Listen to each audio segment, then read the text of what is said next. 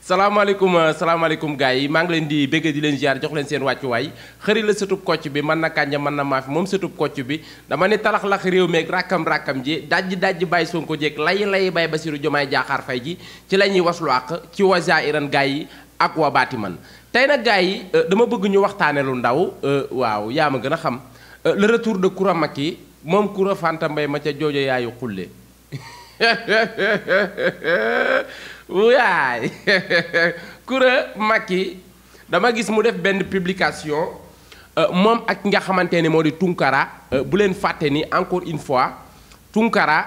position changé wul ba tey Tunkara démarré na benn émission boo xam ni duma ko sax promouvoir parce que compte ba sax la yàlla xam doy na mu mën a yem xam naa daa bëgg a fësal liggéey ba mu daan def bu njëkk 2S xam naa ci la nekkaat nii mais nag dafa ñëw ci politique xam naa ay message am ak mbir yooyu mu daan def affaire yu ñàkk fayda yooyu léegi maanaam daf koo indi ci politique bi comme xam nga moom ndaare la jël moom daa demoon daa waroon askan wi jox ko bopp nit ñi gëm ko respecté ko ndekete yoo lëfa ngi ci moom léegi nag ma nga ca plateau boo xam ni la may def mooy invité benn maanaam day invité kenn ci waa Pastef yi ni ma ko mën a waxee invité benn opposant comme ni ma leen ko waxee mooy les opposants de yu woye di na ci réew bi mooy opposants yu woye di yooyu rek léegi Tunkara dafa invité woon Coura Macky ak beneen ak sunu beneen papa boo xam ni Pastef la bokk dese naa koo ràññee nag ci papa yi mais gars yi dañuy déglu ju Coura Macky kàddu yam fa yëkkati moo ma xaw a metti tuuti rek kàddu yam fa yëkkati moo ma xaw a metti léegi te Sénégal nañ bàyyi xel encore une fois loo nanguwul rek ku ko wax sa baay nanguwoo ku ko wax sa yaay bu ko wax bàyyi jàmbur ndax Bassirou Diomaye Diakhar Faye bàyyi jàmbur la encore une fois nañ ci bàyyi xel kon dañuy bàyyi Coura Macky mu ñëw ci li mu bëgg ci Bassirou Diomaye Diakhar Faye. yow laay wax na góore. ku respecté wul boo respecté wul karaw. dama ni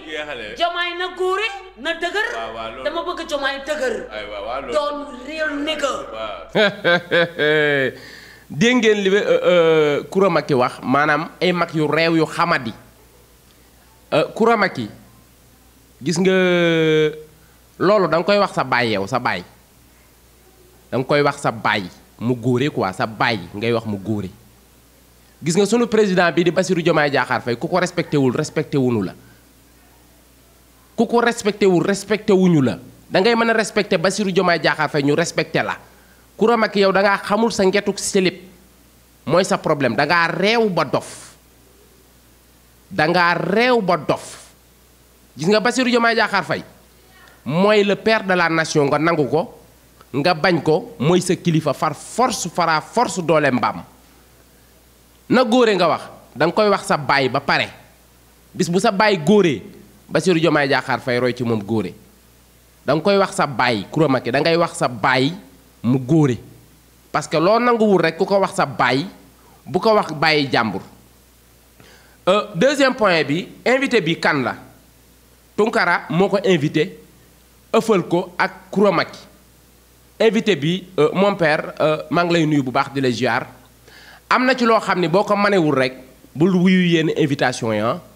am na yoo xam ne bu ngeen ko manewul parce que dañuy tànn ñi ñuy recevoir seen plateau yi dañ koy tànn wax du ñëpp ko man xëy na mën nga wax mais am na ci ñoo xam ni buñ la boolee ak ñoom plateau da ngay lànk doo gis mu ko ñu invité Saa Wolof xalaatu ko comme yow doon nga koo xam ne xëy na am nga looy jomb ci plateau yi bàyyi booy am nga loo ciy jomb kon boo dikkee ñu boole la Coura Macky day xaw a con parce que yow lu bari da nga koy jomb papa te ñii baadoo la xamul yee la ñii xamuñu ku leen raay xamuñu kuy waxtaan ak ñoom ci xam-xam maanaam partage communication ci politique ñoom xamuñu ko xamuñu débat d'idées ñoom gatsa la ñu xam kon képp kuy dem ci plateau yi encore une fois da ngay jël ses propres responsabilités koo mën a fekk ci plateau ak plateau bu mën a doon lam la woo wuyu ko ca ku la doxat day ko un point un trait parce que moom Coura Macky mi tey bu fekkoon man la toogal ci plateau bi mu ni Bassirou Diomaye Diakhar Faye lii mu ko wax mu wax ko bu boobaa dootu ko waxati du ma ko dóor du ma ko xas du ma ko saaga waaye bu ma ko tontoo émission bi day jeex barke yow mal xuloo jël basar Coura Macky encore une fois na góore nga woote da nga koy wax sa baay ba pare sa baay fexeel mu góore ba pare après nga soog a wàcc ci terrain maanaam kuy digle sa ngaay da ngay fexe set ba pare na góore nga woote da nga koy wax sa baay parce que Bassirou Diomaye Diakhar Faye mooy sunu président de la république bon loolu da nga koy wax sa baay à 90% ci population sénégalaise bi ñoo ko jël fal ko ay quelques nit ngeen ci réew mi yéen comme na góore nga bëgg da ngaa bëgg mu góore da ngay tàmbale sa kër baay nga ni sa baay mu góore ba pare après nga soog a ñëw ci plateau télé yi maanaam soog a wax li nga wax nii Bassirou Diomaye Diakhar Faye ku ko respecté ak moom Sonko ñu respecté la ku leen respecté wul barke alxuraan loo dégg yow a ragaluñ ci saala yaay coppati dangaa réew Coura Macky tax xamoo sa ngetuk silip encore une fois dangaa perte yéen da ngeen a perte màgget yu kooba yu perte yéen da ngeen a perte yow du théorie du pratique du xam-xam amoo niveau sa jàng soriwul dàggasanteeg wax ju ñaaw moo taxoon ñu dugal la Assemblée nationale kese parce que mën ngaa wax ba wër nit ki te li ngay wax lépp da nga koo laal ci ay duul ak i fen ak i sos ci biir émission bi bu ngeen déggee bu baax Tunkara mi ngi jàppal tànk Coura Macky naan sunu papa jooju toog ci wetam naan ko jigéen kenn du dàggasanteeg moom jigéen kenn du dàggasanteeg moom non xoolal ma maanaam Tunkara mi ngi leen di ëffal quoi déglu leen Tunkara. bu ñëwee dina wax ma ne ko doy na rek yàlla bu la Diomaye fal day dàggasante rek waa nii la ñu xoolee ñoom nag nii la ñu mel dàggasante jigéen kenn woowal sa premier ministre mu fekk si ma jour boobu ngay xam nga débat man boobu day booy wax dama koy déglu ma ci baay booy maa ngi jéggalu mais yow maanaam débat bi nga bëgg yow ba ne Coura Macky lañu invité boole la ak moom plateau nga xam ko rek automatiquement nga waroon a xam ni débat bi nga imposé yow du am Coura Macky képp kuy toog ak moom plateau boo mënul maanaam duuloo ak moom maanaam wax ju ñaaw la xam te xam na ni yow mi ñu invité doo ko fekk si ci loolu Tunkara loolu la xam moo tax mu boole leen Tunkara encore une fois lii bokkul ci professionnalisme dafa bokkul ci maanaam journaliste dañuy faral naan booy invité ñaari doomu aadama yoo xamante ne ñoo war a toog def benn débat ci politique wala débat d'idée développer ay xam-xam ah dañ naan la nga invité ñaar ñu tolloo niveau parce que paa bi boo xoolee moom intellectuel la mi ngi waxe ci politique ci xam-xamu politique stratégie politique lay waxe comme moom Coura Macky son niveau est très bas moom dàggasante xamul lan mooy politique en fait wax ju ñaaw xuloo xeex saaga loolu la xam te xam na ni paa bi du ko fekk ci loolu yaa ngi dégg Tunkara naan ko laa ilaa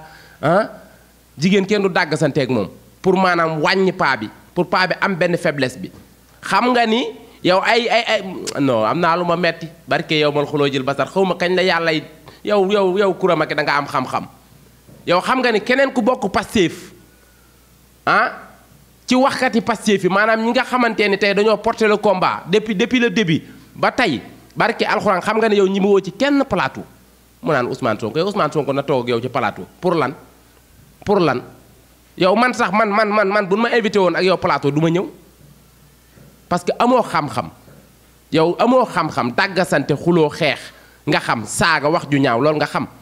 nga ne Bassirou Diomaye Diakhar Faye na góore da nga koy wax sa baay ba pare da ngay wax sa baay mu góore bu sa baay góoree après Bassirou Diomaye Faye jéem a roy ci moom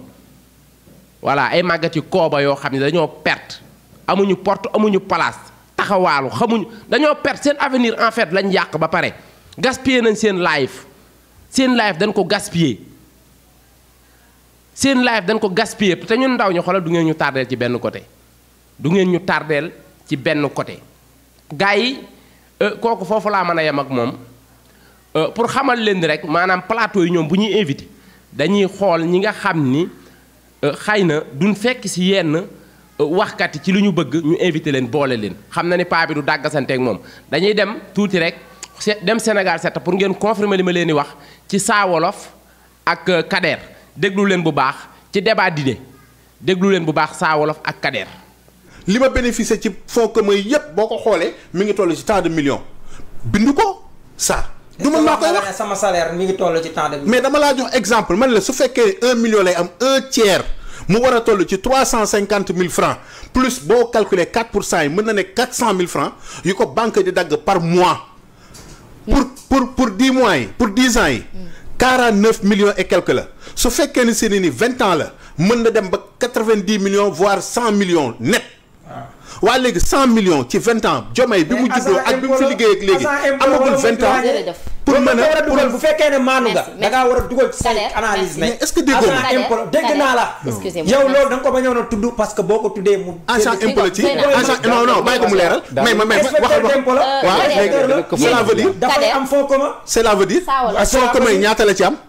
dama laa laaj voilà looloo tax na nga war a maanu bàyyil werante waaye yow yaa war a bàyyi werante man werante wu ma ngeen ñëw tudd seeni chiffre kii tudd daal di tudd non dama ni la est-ce que wax na ko man dama la laaj nit wax ci délai bi nga naan ko déclaration de patrimoine li tax ñu teg ko mooy obligé mu wax ko parce que moo tax mais il est bien sûr obligé parce que su fekkee ni wax na dafa am prêt yéen a wax déclaration de patrimoine génn exiger wuñ la constitution bi waxu ko tamit constitution bi tamit waxul loolu d'accord ça déggoo de ça da ngay werante mais justifié leer na ma ne su may justifié xaalisu ndono nee naa la même ma daaneel constitution bi dañ ci def da ngaa war a wax ne constitution bi nañ ci def ne kuy waxati sa déclaration patrimoine dërëm boo dépassé waxal ne fii laa ko def merci beaucoup comme nekku ci tamit maandul gis nga li ma leen wax ci débat d'idée maanaam bu dara desul lu dul ñoom opposants yi ak gars yi nga xam ni dañoo pare xam politique heure bu ñu dajeek ñoom ci plateau yi dañ leen di duma xoolal Saa Wolof bàyyi na Kader mu wax ba doyal mu tontu ko ñaari baat point ba daal di close débat ba close maanaam lu nekkul ci droit nekkul ci loi nekkul ci benn article conseil constitutionnel bindu ko xawma conseil constitution bindu ko maanaam benn loi tënk ko yow nga ni le président de la république dafa war a ñëw imposer loolu par force dafa war a ñëw def loolu yow sunu magistrat yu mag yi nekk ci réew mi am xam-xam lu ñu defloowul le président de la république yow nga ne yow benn maçon boo xam ne bâtiment bu mas a tabax rek daanu na moom Kader du théorie di pratique xamul dara ak boppam di ma saf terrain nil bopp bi ma terrain basket nee na moom mooy imposer Bassirou Diomaye Diakhar Faye loolu noonu pour mu def ko yow suñuy juge suñuy magistrat lu ñu imposer wul le président parce que bokkul ci loi bi yow nga ne yow yaay toog fii benn simple maçon boo xam ni bâtiment bu mas a tabax daanu na nga ne yow yaa ko imposer le président de la république moo tax Saa Wolof la mu ko tontu dafa leer comme conseil constitutionnel maanaam boolewu ko ci loi bi rek kon yow maandul débat ba jeex point amul virgule débat ba day daal di jeex léegi yow Tunkara bu fekkee da ngaa bëgg di invité maanaam ku am xam-xam ci politique wala ku jombul dara ci mbir yi koo xamante ne ragalu ci saara yaa coppati Saa Wolof a ngi noonu na nga def ak coono segam dina la nangul sax invitation xam naa da nga koy fay mu doog a ñëw Tunkara xam naa Saa Wolof moom boo ko soxlaa ci plateau foog nga fay ko parce que nag yaa ma gën a xam sa plateau bi riisul amul doole wax yow doo wax xam-xam waxi dof rek ngay wax te ay dof ngay invité kon ci débat d'idées buñ ci demee barke alxuraan yéen da ngeen di xaar c'est que nag dafa am ñoo xam ne am na lu ñuy jomb ci biir ci waxtaan mais am na ci ñoo xam ne ku leen doxat ñu day la point paraj barke yow mal xuloo jël basar gars yi damay avancé talax-laxi rakkam-rakkam yi dajji ci benn booy boo xam ni fan yii maa ngi koy gis muy doxe noo xam ni man daf ma yéem kon gars yi dama leen di bàyyi ngeen déglu ko ma ñëwaat. ngi ne nag Diomaye ak Sonko la ñu tàqali ko. ñoom ñaar seen biddu dëggoon te ànd bi seen ànd dëggul dañuy tàqali ko maa ko wax ay weer si kanam laa gi ñàkk Serigne Touba Sonko def déclaration dal ko Diomaye maa ko wax. jamono Serigne Touba fi la mu fekk. Serigne Touba mii. Cheikh Ahmad Bamba jamonoom fi la mu fekk. gis nga ko nii bëtëg. Serigne Touba gis naa ko bëtëg ba mu teg sama bopp ñaanal. suñ borom ba mu may yónni lii xewut. laahi wa rabbul kaxabati dem naa ñetti yu delsi. yow moom sa problème leen rek da ngaa mën a duul booy sama problème ci yow loolu kese la booy da ngaa mën a duul booy da ngaa mën a fen da ngaa mën a fen booy da ngaa mën a fen booy yaa mën a duul man émission non Sénégal nag neex na nag man gis naa vidéo bi boobu ba léegi maa ngi muy daw ci réseau yi mais damaa xam ni tontu ko sax yëfi dof la quoi kii dafa mën a duul booy mën ngaa fen booy mën ngaa fen nag booy mën ngaa fen de booy ku mën a fen a ngi non booy mën ngaa fen booy yow booy dag ñoo bëgg a jommal wala lan la te li ma gën a mitti ci wax ji mooy ku wax say wax ba pare ni barke Sëñ Tuubaa barke Sëñ Tuubaa barke Sëñ Tuubaa mel ni yow da nga yaakaar ne dañu ëppale Sëñ Tuubaa ba tax na ku wax say bêtise ba pare wax say wax dof ba pare naan wax barke Sëñ Tuubaa barke Sëñ Tuubaa nee na jamonoy Sëñ Tuubaa fekke na ko jamonoy Sëñ Tuubaa booy bi fekke na jamonoy Sëñ Tuubaa booy yaa mën a duul non booy yow booy nag booy wax ma téye kii booy yow xamoo sa bopp nag te nee na maaraa la ab sëriñ la moom diggante bi mu juddoo ak tey maanaam bi mu juddoo ak tey mënu fee jàng alxuraan ba wàcce ko dong jàng fi xam-xam xaju fi maanaam gis naa nag man ay nit ñoo xam ni dañuy juddu tak yàlla suñu borom may leen lim leen di may man gis naa ko juddu tak fees del mais genre nit ñooñu nañuy juddoo sax maanaam seeni ndey da koy nëbb nañuy mel bu ñu juddoo da nga koy xam nañuy mel bu ñu juddoo ak la ñuy àndal ñëw da ngay xam ni kii lëfa ngi ci moom médecin ya sax en général duñ ko ñime sage-femme ya duñ ko ñime mais yow booy man xam ma qu'est-ce qui se passe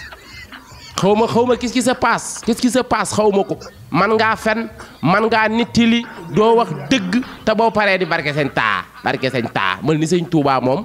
ah moom yow non gis nga Sénégal réew mi jar na defaraat ba pare booy bi nee na il est mort combien de fois est revenu dans la vie booy tu es talentueux barke yow mal xiyaam tu es le meilleur non sans caaxaan nag booy tu es le meilleur. Ce jeune garçon est mort combien de fois est revenu dans la vie ci faire pele toog nii ñu dëpp ko micro il parle encore avec les gens les morts vivants maanaam les morts ne sont pas morts les morts sont revenir dans la vie Kukurise yaa xam non boy tu es le meilleur non boy tu es talentueux yaa mën a fen te dafa am talent et très inspiré en matière de mensonge non booy yaa mën a fen yow moom langue politique bu ci dugg ndax yow koo sosal mu yàqu yow moom barke yow mal xuloo jël basar yow yamal sa lool rek yamal sa liggéey boobu ngay def nga def sëriñ nga yam ci ngir yàlla ak yonent bi yow moom politique bu jugee di nga taar réew mi ndax maaleykum salaam yow dèjà duul nga ni biddéewu Sonko ak biddéewu Bassirou Diomaye Diakhar Faye àndul moo tax seen ànd léegi mu tàqalikoo ci xam-xam man it ma tontu la ci xam-xam da ngay duul parce que duul yi mooy biddéewu Bassirou Diomaye Diakhar Faye bu àndul woon ak biddéewu Sonko ñoom ñaar duñu mas a ànd ci dara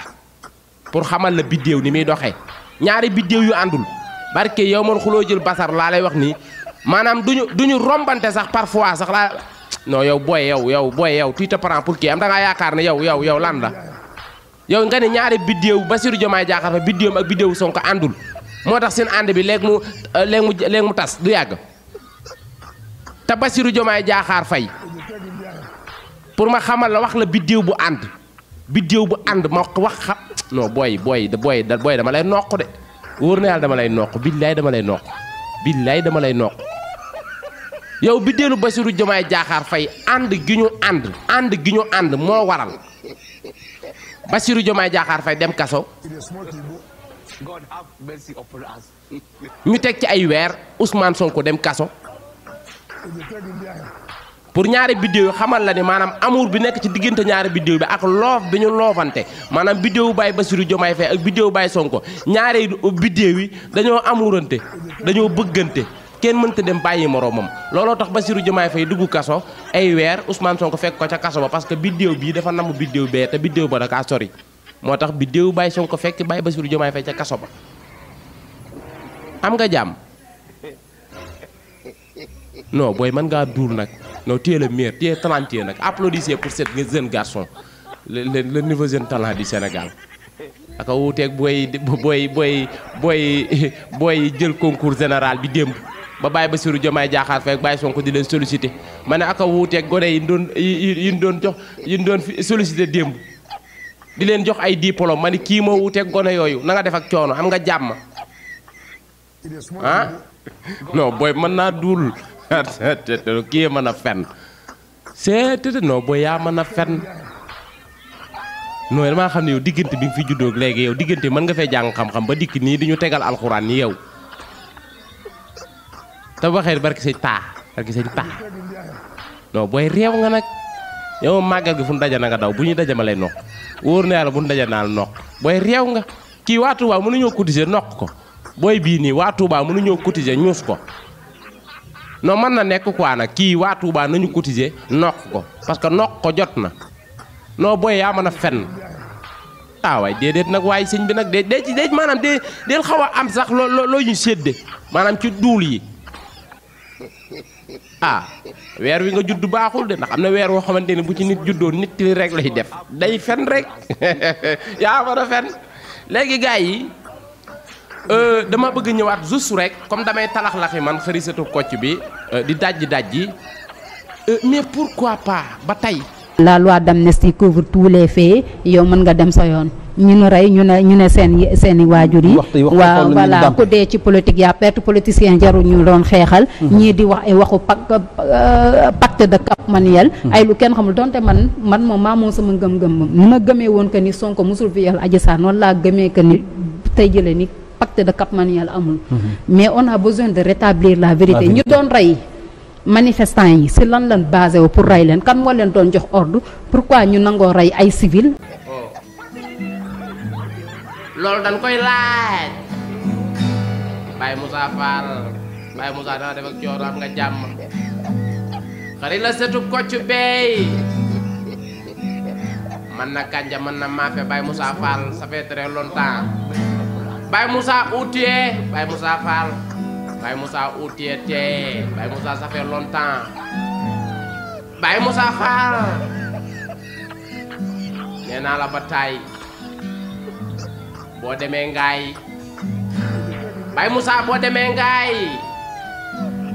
di wat ni këmmax maanaam beñe ba Baye Moussa dee ma invité Baye Moussa yaa ngi ngaay topp këmmaxu ngaay gi Baye Moussa situation yi changé wul de ma ne Baye Moussa naa def ak coono la question Baye Moussa kan moo doon jox ordre alkaati yeey ñuy faat ay doomi aadama Baye Moussa xam naa ni yàgg ci ngaam ngay fanaan Baye Moussa loolu leer na parce que ba tey débat bi Baye Moussa jeexagul la justice s'il vous plaît Moussa Fall dama ko gëj a gis de xanaa daa voyage ma ni Baye Moussa xanaa népp na nga def ak cooro Fall ña nga yaaram am nga jàmm Baye Moussa Fall yàgg ci ngaam ngay fanaan dama ni la justice s'il vous plaît na ngeen def ak coono la justice s'il vous plaît Baye Moussa xanaa yaa ngi ngaay di lekk ci këmmaxu ngaay gi Baye Moussa am nga jàmm Baye Moussa naka talax-laxi réew mi Baye Moussa dama ni kat moo doon jox ordre alkaati yi ñuy rey manifestants yi Baye Moussa da nga def ak coono c'est une juste question excuse-moi de c'est une juste une question wala nga ma woo ci faire pele Baye Moussa Fall le général repos da nga def ak coono ma ni la justice s'il vous plaît Baye Diomaye Baye Moussa ngi noos de te noos warul ma ni ko ci Baye Moussa ngi noos te noos wasul Baye Moussa Fall Moussa Fall naa def ak coono ma ni foo ne Outié te avis de recherche Baye Moussa Fall looy Fall daga yaaram naa def ak coono ma ni Baye Moussa yàgg ci ngaam ngay fanaan naa def ak coono la justice s'il vous plaît Baye Antoine kan moo taaloon bis question Baye Antoine jomb naa def ak coono comme yow amoo looy jomb ma ne kan moo taaloon bis bi ci faire pele la justice s'il vous plaît naa def ak coono Baye Moussa Fall njaga yaaram la justice pour Baye Moussa Baye Badio Camara pourquoi jusqu'à présent tu n'as pas entendu Baye Moussa Fall la justice s'il vous plaît il y a beaucoup de gens qui sont morts dans les manifestations jusqu'à présent la justice n'a pas fait la réaction mais pourquoi jamais pourquoi Pourquoi la justice n'est pas encore faite? Oh. La déclaration d'appeler les Baye Moussa et les Baye Antoine Diom Nenda Dior. Oh. On va le répéter. On le répéter. Répétition. jéggalu de ma ne ko ci jéggalu naa de tuub naa bu baax a baax dama doon répété day single yi ma war a génn maa ngi ci liggéey métti laa de ay single yi ma war a génn fii kay fan yu néew ma ne la justice oh s'il te plaît ooy single yi laa bëgg a génne fan yi la justice oh s'il te plaît Baye Moussa Fall mais pourquoi et qui a donné les ordres de tuer les manifestants Baye Moussa Baye Antoine oh Diom amoo looy Diom qui a brûlé le bus qui a brûlé le Satarak Baye Moussa xëy na terroriste yi la ma ne ko ci xëy na terroriste yi la xëy na yata kaddab yi la les terroristes leen da coono